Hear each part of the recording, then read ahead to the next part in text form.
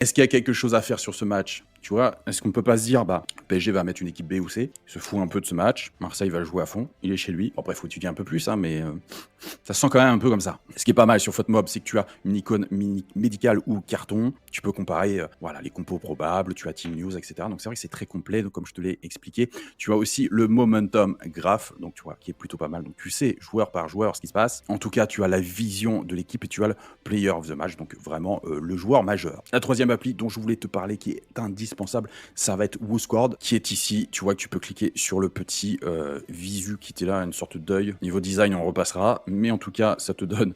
Bah, vraiment, là, ce qui est pas mal, c'est que tu vois, c'est très visuel. Tu connais les notes des différents joueurs qui sont censés jouer. Tu vois l'infirmerie, tu vois l'effet du match, tu vois un petit peu ce que pensent aussi les différents spectateurs. Le pronostic proposé par WhoScored. Tu as aussi une notion des buts, enfin des buts, non, des cotes vis-à-vis des faits du match. Donc attention, je dis toujours match piégeux parce que ballon d'or, etc., match reporté. Mais en tout cas, tu vois bien qu'il y a 3 cotes qui se distinguent et il y en a une qui semble plus intéressante que les autres. Tu vas me dire, c'est bien beau tout ça, mais comment je me sers de WhoScored?